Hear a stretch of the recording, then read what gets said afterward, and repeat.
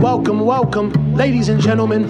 Let's get started. Straight from New York, yo, this handsome man, You are now tuned in to Aljo the Funk Master. Watch your grill, you'll get knocked out cold fast. And talking shit, now we talking facts. Whether mount or off the back, you in trouble, came to burst your bubble. I don't shelter punches, they find home on your mind about a double. This the weekly scraps, you don't need a map. GPS, I'm right here to lead it that. The world doesn't know it needs, but I grow disease, planet fuck a name and the fame. Only legacy remains, remember the name, Aljamain Sterling.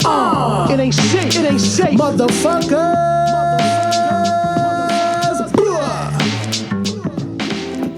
What's up, guys? Welcome back to the weekly scraps, episode 153, UFC Vegas 43 in the books. Quick little recap, man. I had a very, very productive week. Spoke to Forrest Griffin, got to get a little bit more of my schedule hammered out for a while. I'm going to be out here for almost the remainder of the year. Obviously, I'm going to go back for the holidays, Thanksgiving, possibly Christmas, and maybe the New Year. Not sure where we're going to bring in the New Year yet, but obviously I could do it here in Vegas or I could do it back in New York. So I'm very, very undecided. It just depends on what the plans are, what my friends are doing, and if we just want to keep it intimate and do it with just my fiance and I. So talked to Forrest Griffin. We got to hammer out the schedule. Ever since I had the surgery and coming back here from the fight camp from the fight being canceled and trying to train around PT. So after Al's fight at Madison Square Garden, I made a commitment to myself that I was going to come out here to Vegas and do PT again twice a day to try to revamp and catch back up for the lost time where I stopped doing PT to get ready for the fight against Jan. That eventually couldn't happen because I stopped PT too short. Sorry. So I want to make sure, oh my God. So I want to make sure I actually gave myself the correct time and do the right things, the right procedures to make sure I could get my body the way it needs to be. You know, make sure the entire machine is well-oiled, well-greased, and could be fully functional for the next time I step into that octagon. Training's been going great. We managed to figure out what times I could get to Syndicate, what times I could get to Extreme Couture, what times I could do some training sessions with Brandon Moreno based on how my body's feeling. So I'm kind of slowly easing my way into training again, plus doing the 2-a-day PT sessions where it fits. I had to cancel, I think, 2 PT sessions because the training was too close and I felt a little bit zapped. So to do PT again and not really like I was feeling bad. I felt like I did pretty good work in those training sessions to go and do another PT session. So that's kind of where I'm at with everything. And it's been very, very helpful to have these guys here kind of keeping an eye on me and making sure I'm doing the right thing and being honest and true to what I need to do to get back to where I was previously before that last fight. Obviously, I've been dealing with the neck pains for years, but I've had like the normal baseline of where I can train through the threshold of the pain, so to speak, for lack of better words. So I'm getting back to that plus better, you know, so to not have these pains where I'm looking up like this anymore, nothing shooting down my arm, it's heaven on earth, man. It's God sent, and I'm super blessed and super thankful that I'm able to almost have like a fresh lease on my athletic career to be able to do this again, you know. So I'm super blessed to be here, and I couldn't be happier, man. I had a really productive week. The only thing I would say is I've been crippling a ton, so if anyone knows what's going on with that, neurologically, they say it's probably due to that. Some things are still trying to figure itself out and kind of rewire itself, I guess, reprogramming the brain to kind of get used to all the active activities that we're doing and all the movements. So that's where I've been at with that. So for this last week, we've been documenting how much water intake I've been having from all types of liquids, whether it's alcohol, water, energy drinks, the Thorne products that we take at the UFC. Shout out to those guys. They don't pay me anything, but these guys have been hooking us up with free product pretty much whenever we ask, you know. So for those guys to be third-party tested and to be hooking us up, thank you guys, you know. It would be nice to be getting paid from it, of course, but third-party tested, can't complain about that. And most of the stuff tastes pretty damn good, so pretty happy about that. And we make sure we document all that throughout the week. I did a crappy job yesterday, but I went to the fights, had like 3 tequilas and Red Bull. So I got to make sure I jot that down on my notes to make sure I bring in the entire week to completion, obviously including today. But other than that, man, training's been phenomenal. Getting to work with Moreno, getting to work with some of the other guys, getting in some pad sessions yesterday with Eric Nixick again. Hitting about a 30-minute pad session in the morning at 9:30, and then going right over to Syndicate a little bit later than 10 o'clock, but got there around a little before 11, I think. Got a couple of rounds in, like 6 rounds rolling, and then went and showered, went to the fights.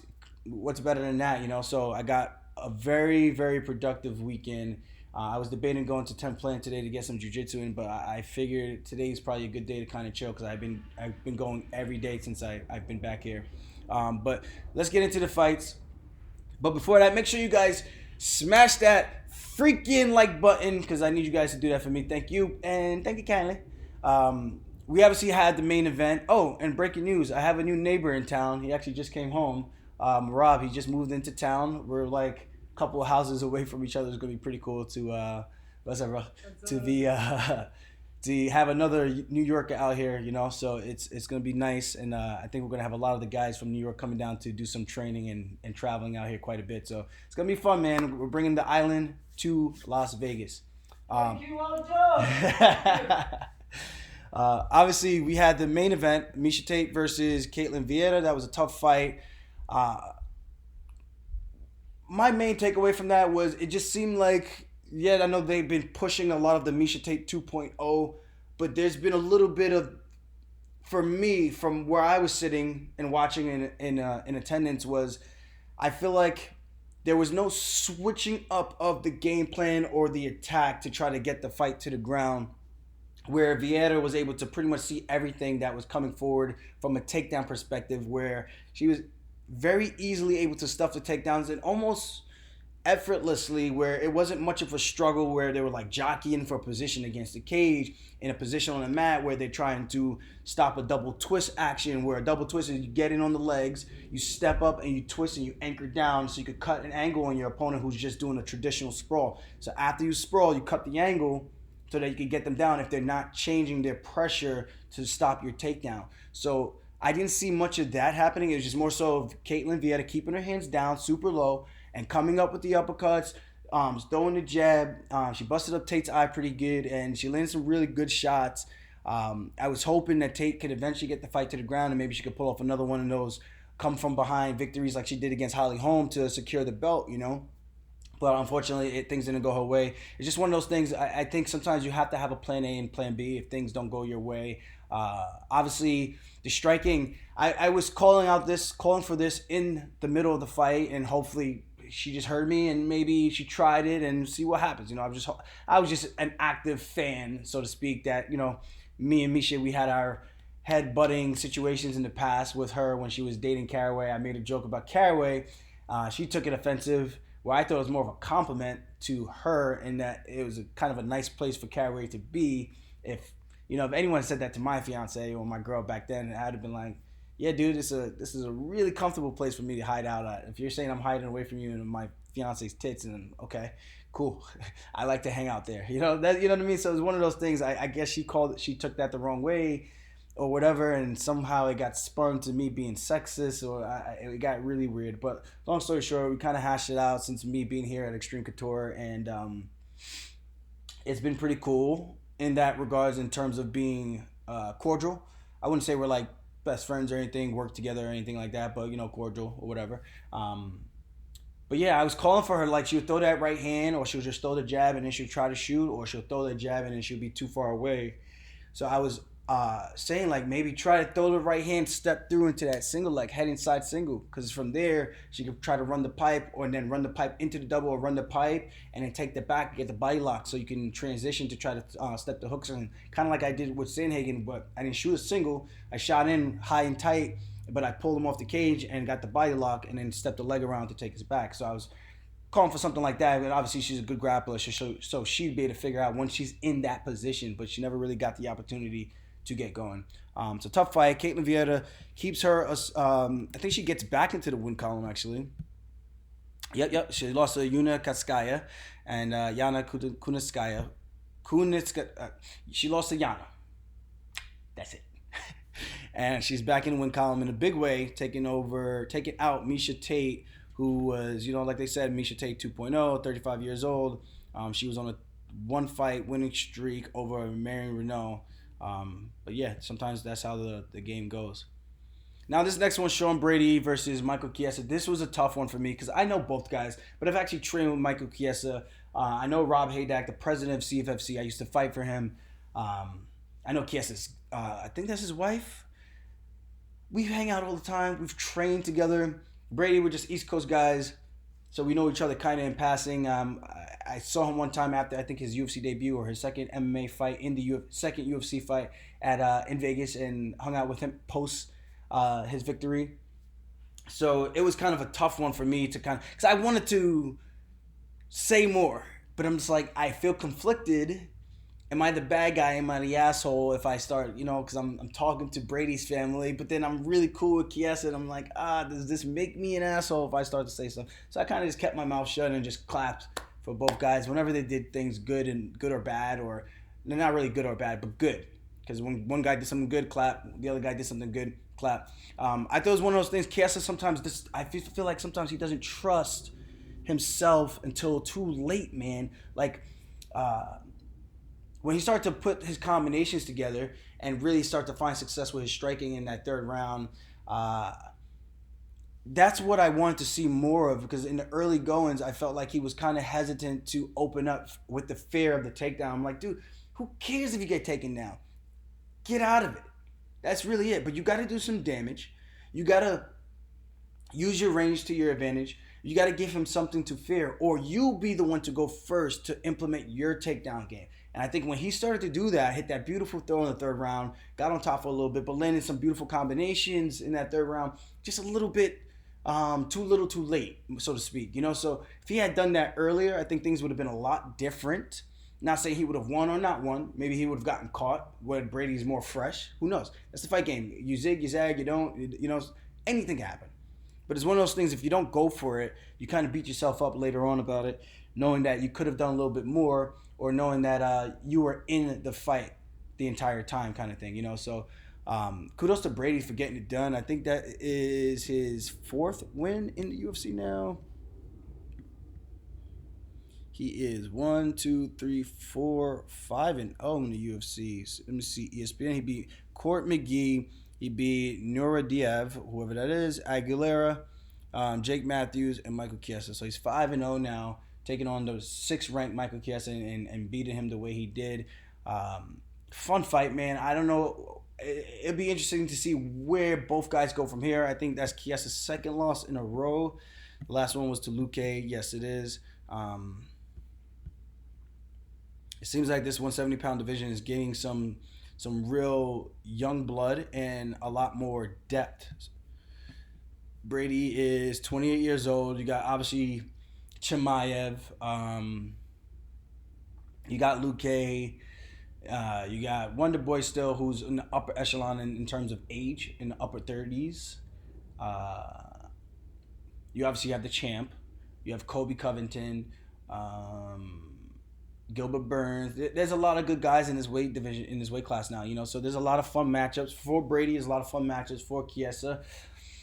I think Chiesa's in a tough position now, because I think the next one is one of those must-win to kind of shake everything kind of off, just kind of get a fresh start.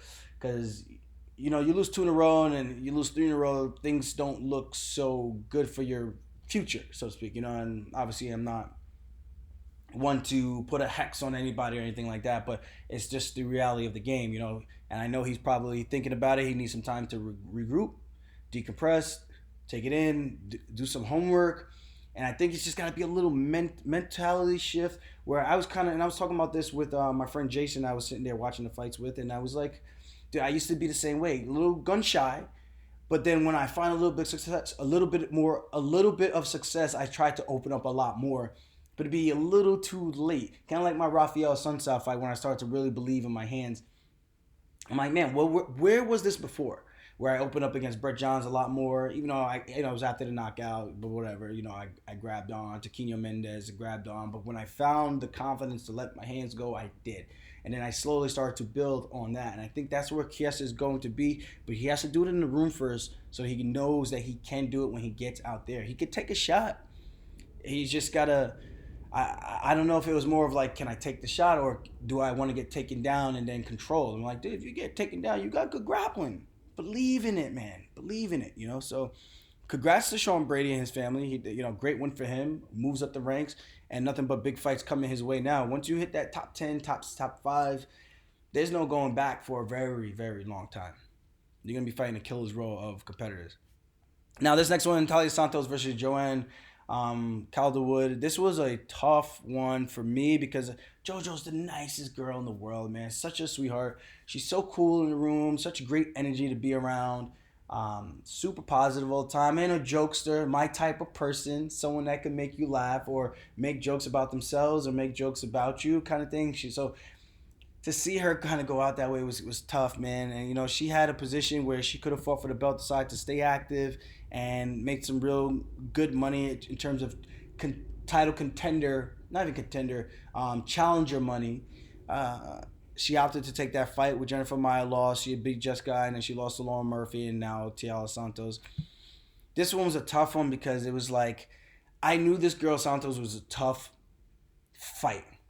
The girl throws hard. She's one of those Brazilians who just like, kind of reminded me of that girl, I think Amanda Lemos, who just throws bombs, And I'm not saying she's just throwing haymakers. She's throwing technical, but she throws hard and she throws with bad intent. Where I think JoJo kind of throws, but it's not really looking to get into that kind of a firefight situation, if that makes sense.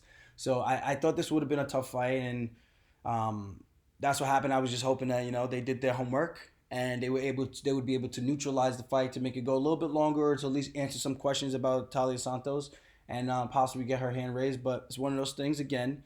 The fight game, and Talia Santos, man, she looked good. She looked very, very good, very strong, very dominant. And I think this 125-pound division is starting to really get some contenders. You got her, you got Casey, King Casey, I forgot her last name, Casey O'Neill. So there's a couple of good girls in this division, I think, now that are going to cause some trouble. Not for the champ, but they can make things interesting if they can continue on their surgence to keep going forward to the top and build up some confidence and more experience to really give Valentina Shevchenko a run for her money. Because right now looks like she's here and the rest of the competition is here, if that makes sense. But Santos, she looked good.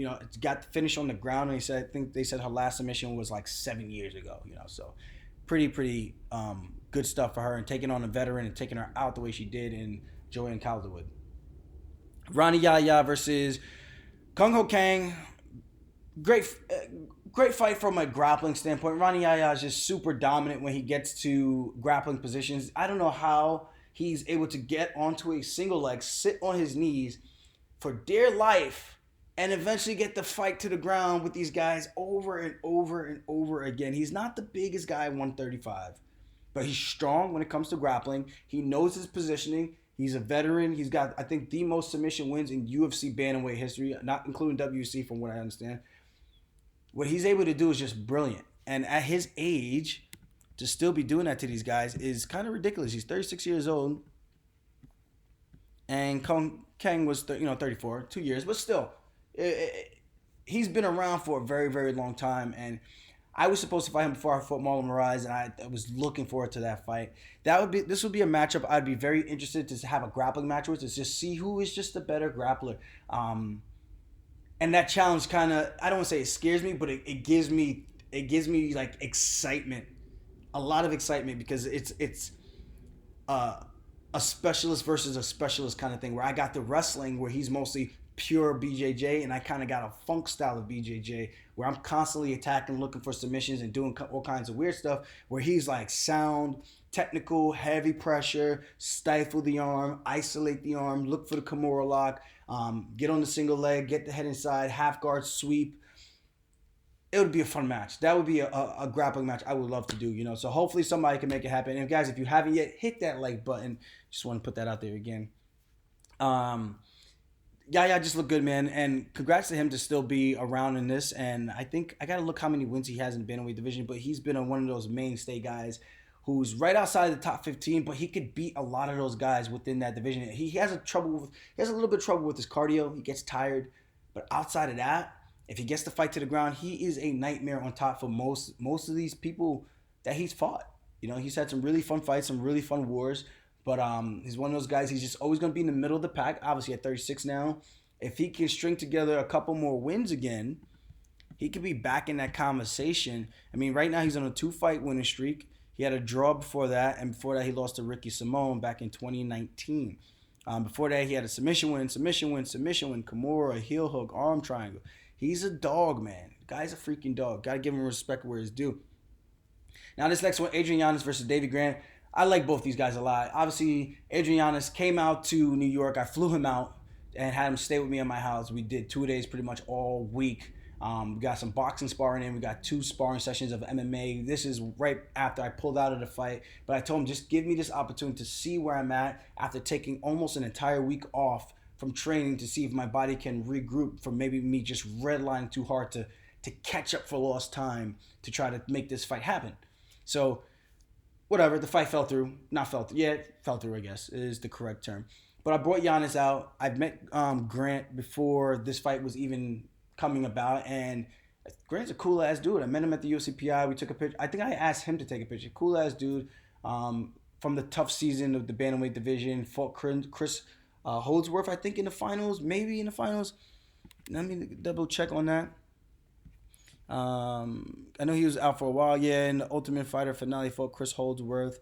He beat Marlon Vera. Then they had a rematch, and later on, like not too long ago.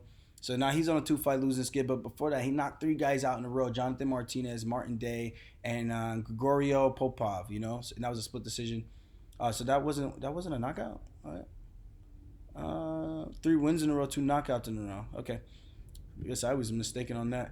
But Adrian Yanez, in the UFC, he had 1, 2, 3 knockouts in a row, and then if you count the contenders, 4 knockouts in a row. Crazy. The guy was on fire, and this was a good opportunity for him to really assert himself into the upper echelon of the bantamweight division. He's still one to keep your eye out for, but fun fight.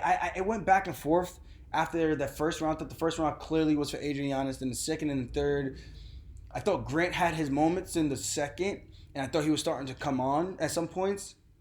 I didn't know how they were going to score it, and I was kind of like, I can see them scoring this for Grant, but I still think Yanez is the one winning, pressing forward, cleaner strikes, where Grant was like hitting him to the shoulder, hitting him to the body, and they were hard thumping shots, but then Yanez would just come right back forward again, almost as if it never fazed him.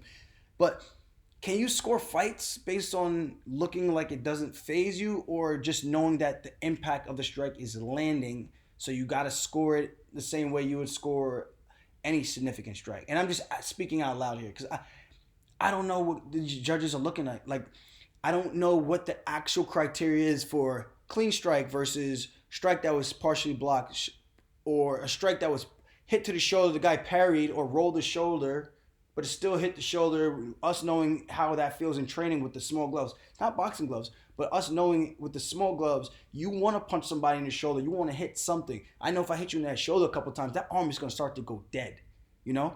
So I don't know if that's actually being scored in a fight as a landed strike versus I land a clean jab, touched your nose or touched your eye, touched your chin, made your head pop back. Is there a difference? Is there a preference? And that's what it would be nice to have some type of clarity so that when we're watching the fights, we know what we need to do to win, to assure the victory, knowing what to change up. And there has to be some type of discussion for this, man, because these guys aren't being held accountable. I think 30-27 Davey Grant's kind of ridiculous. And Davey Grant's a great dude, but I don't think he even thought he won that fight 30-27. You could make an argument that he could have possibly stole the second round. Okay, I get that. But the third round was really close. But to say that it was 30-27, guys, we got to stop this. We have to stop this. It's really crazy. I spoke to Yanez after the fight where he walked by and then he looked at me and like real confusion. It's like, was that really 30-27? Like, I'm like, dude, no way, not even close. Great kid, man. I think he has a child on the way. He told me he was buying a house in Texas. I think he's won a couple bonuses in a row now, so good for him, man. Doing a great job, especially in a stacked division like this, So for him to be getting the recognition and notoriety that he's been getting of late has been well earned and well deserved. So congrats to him and his team. Congrats to Davey Grant too, man. You don't gotta hold your head, man. That was a tough fight. You brought it. You got your nose busted up early, and the blood might have played some aesthetics. And that's the other thing, where if you have a lot of blood from a runny nose, does that count? Or makes it look worse to the judges? Can the judges actually completely ignore that with our human flaws, the way that we are? We see something with blood coming from it, we're like, ooh, that looks like it really does hurt. And again, I'm not saying that it didn't, because Giannis did what he was supposed to do, landed the shots that he was supposed to land, and they did the damage. And Davey wore it a little bit, but Giannis wore it a bit as well, So I don't know. It's just one of those things. So like I said, Grant shouldn't hold his head on this one. I think it was a great fight, great matchup. I don't think he lost much stock on this. It's a very razor-thin, close fight. Giannis, still very, very promising prospect, and he's going to be one for a lot of people to make sure that they're watching in this bantamweight division. Hopefully he can actually come out one more time when I get ready for my fight with Peter Yan, because that would be cool to get a little bit more boxing work, or a straight up boxing work, or if I will need to get somebody who can let me I don't want to say tee off, but let me throw a little bit more in a drilling situation, a little bit harder. Maybe they wear their headgear and they try the shell defense, and we could work on picking our spots. And their goal would be, when I get too close or I'm standing in front of you, look to come through with these big straight crosses or these big 1-2 hop steps into that southpaw cross, or vice versa. I do my homework, man. I like to get the exact look of my opponent and maybe try to mix some things up here and there to try to add some random acts of violence. It's like a spinning elbow into a back fist or something like that. You know what I mean? Or a right hand into a spinning back fist into a head kick. Something super random where it's just like, okay, maybe Jan might do something crazy. As long as we're aware, we're staying sharp the entire time. We can't be fooled. We're not going to be deceived, for lack of better words, Pat Sabatini looked really, really good in his fight. Another East Coast guy. I got James Gonzalez for him at 145. Cage Fury managed to get an early first-round submission, kind of hit that Frank Mir lock on the shoulder, dislocated the shoulder, comes back. Not much longer after that, gets a great fight against Jordan Tortini, wins in the first round. Then second round, submits the guy in armbar. Then in his next fight, he submits the guy in round 1 with the heel hook. Gets the opportunity to another fight with Tucker Lutz, and gets a good win in this one. Very dominant. And I think it's showing a lot of the promise of a lot of the East Coast fighters. Sean Brady, also from the East Coast, trains with Pat Sabatini. I think they're amongst the same team, same core group of guys.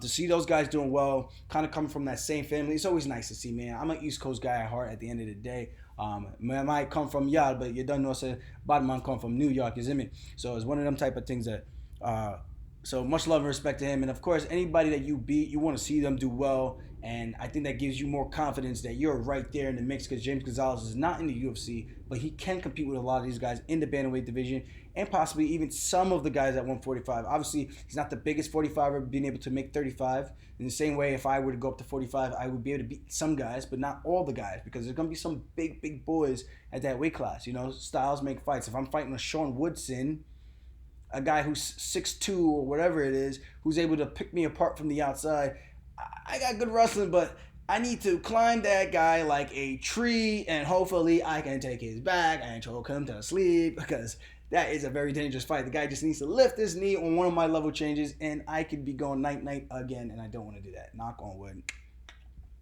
Whatever.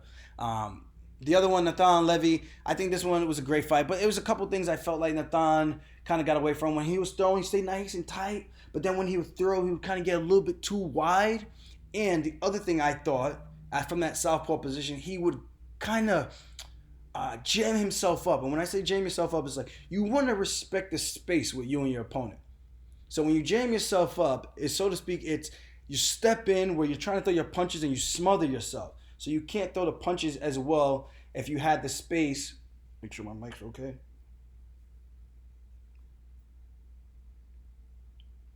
If you had the space to let your hands go and get full connection or full follow through in your punches, full extension, that's what you want to do. You want to be able to throw your hooks, boom, long or short and tight, step through, hit your crosses, uppercuts nice and tight, so it's one of those type of things where I felt like he was stepping in so much where he took away from the distance management that he could have had, and I think he got away from his body kicks that I've seen him put guys down in the gym a couple of times, and I was telling the guy I was sitting next to, because I'm sitting next to Ali, I'm sitting next to Jason, and then Usman, he knows Hafa, and Hafa's dad. I'm like, oh, this is such an awkward position to be in, because I have to give some love to my to the guys I know. I always gotta show some love, man. That's just how I am. I haven't met Hafa. I'm sure he's a great dude, but it's just one of those things. If I know you, I'm gonna always show support, show love. That's just how I am.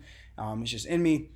Nathan landed a great head kick. But when he went to the body, that's where he kind of got, I don't know if he hurt his foot. There was one point where they were kind of looking at something with his toes.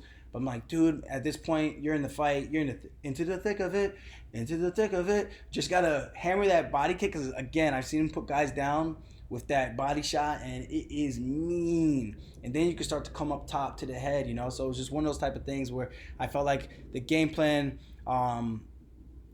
it seemed like he got a little excited to get into a striking exchange with the hands as opposed to what his bread and butter is with the grappling.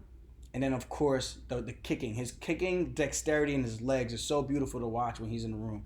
I think that's just what it was. I think he got away from it. But I don't think it was a bad defeat. I think there's a lot of things that he could take from that to get better and continue to grow. And congrats to Hafa, man, because that was a very nitty-gritty fight for him to come out and win. He lost 2 in a row. Gruchmacher and Hasnarat, so that was pretty much a must-win fight for him coming from the Combate series.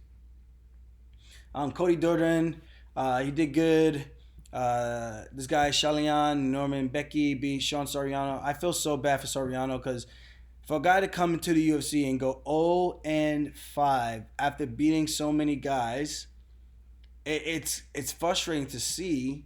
Because I actually think he's a really good fighter. I don't know what it is. If it's like the pressure gets to him and he kind of just folds a little bit. But I still think, and I hope he gets one more shot. Obviously, if he goes 0-6, you got to let him go. But it's just one of those things. I would like to see a guy like that just get one, Please. I just hope they give him one more shot and he can just get one. Because it's no better feeling, man, to know you worked so hard and to get, like, even if they gave him one, he won, and then they cut him, okay. But it's like if it was the last fight on his contract kind of thing. I get it.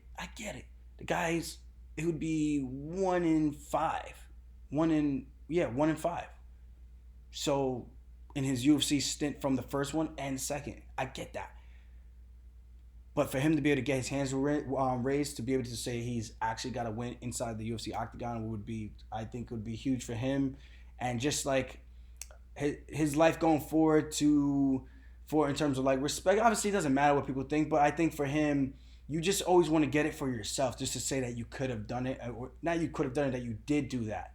That was you, that was in there, and that made it happen. So. It's one of those things, man. There's no other feeling to describe it. And I really do hope he gets a good matchup and he's able to come away with the win. But congrats to the other guy because he dogged that round out in that second and third round. I was like, I don't know, man. I was telling Ali, I was like, I think he might have won that second round, the other guy. And he was like, there's no way, brother. You scoring the fight. Like I'm not even going to reveal the names that we were saying, but yeah. I was like, based on how they score fights, I do think the other guys win. That's all I'm saying. I'm not saying that I don't think he can be winning. I just think based on how they score the fights, I'm going to say the other guys got the head up, and he needs to get a finish at this point in this third round. Luana Pinheiro, she gets a big win over Sam Hughes. Good for her, man. It's always nice, especially like I know the guys that they say are actors. I mean, you got who was it? Not Espanol. He was talking a bunch of shit about me, I think. There's another guy who's a heavyweight. He got low blowed. He was obviously very, very tired. And Romanov, wanted to get out of the fight. Okay, took his way out. Was exhausted, whatever, DQ. He won by the majority decision or whatever it was. This girl, she was beating Ronda Marcos and gets upkicked illegally upkicked.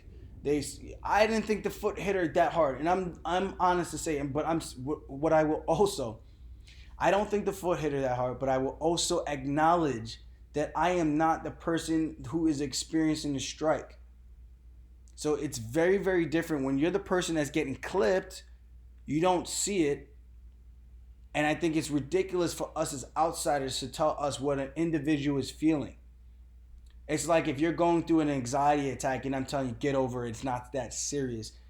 Who the fuck are you, man? You know what I'm saying? It's like, how can you tell me how to feel if it's not happening to you? It's occurring inside of my body, my brain, you know? So I always make the joke whenever she fights. My apprentice does well. My apprentice, everyone in my school, my acting school has been killing it of late. And again, it's like people can hate on it all they want, but at the end of the day, you didn't throw the illegal strike, and it's not your fault that your body doesn't want to let you continue to compete. And that's obviously a personal choice for everyone because every single situation is different. Like the Anthony Smith thing, they keep talking about that, and I'm just like, oh, this is so old, bro. Same thing with Bisping. They talk about that too. I'm like, there's a difference between seeing the strike come and hit you versus not seeing the strike and being blindsided. It's like someone walking up and behind, and I say this reference all the time, walking up behind you in the street while you have headphones on, bobbing your head and relaxing, when you're feeling good, someone just chin checks you out of nowhere. You're going to sleep, dog. I don't care who you are, unless the other person completely missed or doesn't hit that hard, you know? So it's just one of those things, and it is what it is. Congrats to her, and I hope to continue the trend to show that, you know, fighters, we fight, we rebound, we pick ourselves up, and no matter what people say about us, we put the work in, and that's it. That's all that matters. At the end of the day, we got to live with ourselves and our actions and our decisions. And also, the refs are there to protect us for specific reasons, for things like that, where people look like they're faking. Oh, you're faking, he's faking. Like, how can you tell us what we're faking if you don't know what we're actually experiencing? If I can actually do it to you and rattle your head like that, you would never know until it happens to you. So shut the fuck up, man. Before I smack you. All right, guys. Other than that, I'm going to do the Jose Aldo Rob Font breakdown later this week. So you guys stay tuned for that. Always a pleasure doing this. Thank you guys for jumping back in the conversation. And guys, please hit that like button. If you like my shit, subscribe to my shit and spin it back, baby. I'll see you guys later. Peace. Your favorite bantamweight champion.